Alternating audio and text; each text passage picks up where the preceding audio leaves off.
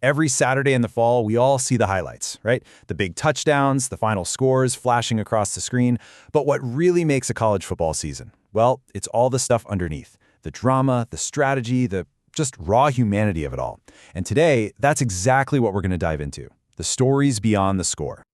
Okay, so it pretty much all boils down to this, doesn't it? Rivalry. We're talking about that deep, almost primal conflict that goes back generations. This is where a game is never just a game. Nope.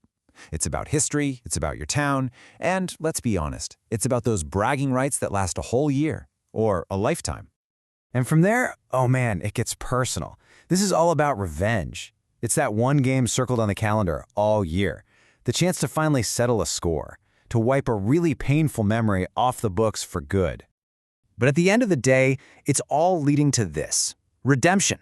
That search for a second chance, A shot at building a legacy that people will talk about long after that final whistle blows. All right, so let's get into the nitty-gritty.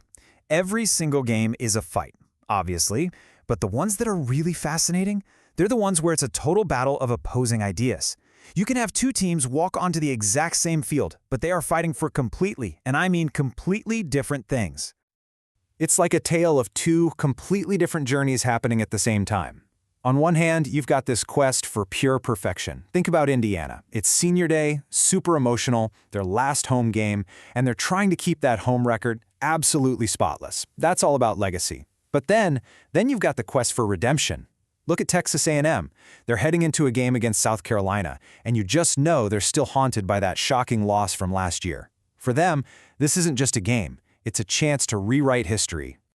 And this is where you get that classic, beautiful football chess match. You know the one, the unstoppable force slamming into the immovable object. You've got these explosive, high-flying offenses. We're talking USC, Oregon, just built to score points like crazy. And they are literally crashing head-on into these tough, disciplined brick wall defenses from teams like Iowa and NC State. These are the games where you really see what a team is made of. But you know what? Sometimes it's not even about styles or philosophies. Sometimes it's just personal. For a team like Alabama, a game against Oklahoma isn't just another Saturday. No way. It's a chance to get rid of the ghosts of past losses, To settle a score right there in front of your home fans. It's that rivalry, revenge, and redemption we were talking about, all wrapped up into one massive game.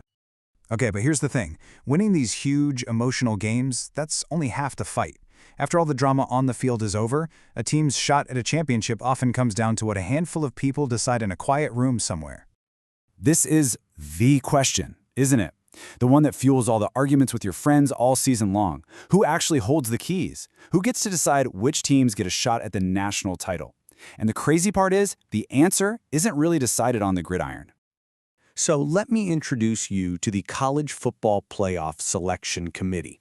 It's a group of 13 people, and they have an absolutely insane amount of power. With their votes, they're shaping the futures of players, coaches, and entire athletic programs worth millions and millions of dollars. So how do they decide? Well, the committee, which has a new chair in Hunter Yurachek, has this whole complex formula. It's not just about your win-loss record. They look at who you played, your strength of schedule. They look at head-to-head matchups, conference titles, the whole shebang. So going undefeated against a bunch of easy teams, that might not cut it. And that's exactly why a game like Notre Dame versus Pitt is so huge. It's a resume game. It's your chance to prove you belong in that top tier. But let's step back from all this strategy in the rankings for a second, because at its heart, this sport is all about the people. It's about the faces you see when the helmets come off. Just picture this for a minute. It's senior day at Indiana. For these players, this is it. The very last time they will ever run out of that tunnel onto their home field. Can you imagine how emotional that is? It's a moment where years of blood, sweat, and tears, all that sacrifice, it's all honored right there in front of thousands of screaming fans. And this quote just says it all, doesn't it? For these guys, it's so much more than just saying goodbye. It's really a celebration. It's about celebrating the legacy they're leaving behind, the brotherhood they've built, and the mark they've left on the entire program. And something that's so important in today's game is player safety. It's everything. So when a player like Virginia's quarterback Chandler Morris gets a concussion, he can't just jump back in.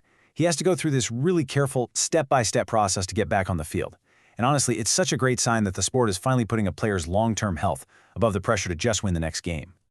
And then there are moments when something from the real world happens that just puts everything into perspective. After a campus shooting left Laney College coach John Beam in critical condition, the focus just completely changed overnight. Suddenly, it wasn't about football games anymore. It was about making sure the campus was safe, about the community coming together to support each other, and just about healing. And who's in charge of orchestrating all of this? The coaches. These are the guys who are basically living in a pressure cooker 24/7. The stakes are always incredibly high. And that pressure comes in totally different flavors. For a guy like Lane Kiffin, who's on the rise, success means everybody's talking about you. He's the hot name, right? Rumors are flying about him maybe taking a bigger job. But then you have the other side of the coin, a legend like Bill Belichick. For him, the pressure's all about his legacy. Even with the tough season and people talking about his future, his focus is just on the here and now. Two very different situations. So let's bring it all together. After all the big hits, all the headlines, all the tough losses, what is a college football season really about? When you strip it all away, what's the story that actually lasts? It really comes down to these incredibly powerful human drives. We've seen it, right? Every team, every player has a story pushing them forward. Maybe it's that chase for a perfect season. Maybe it's about bouncing back from a tragedy. Or maybe it's about helping an entire community heal. And that leads to one final thought. When the season's over and the stadium lights go dark, what's really left? What's the true legacy? Is it the trophy in the case? Or is it maybe the growth of a young person into an adult?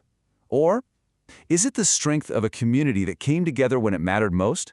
That's the story that lives on long after the game is over.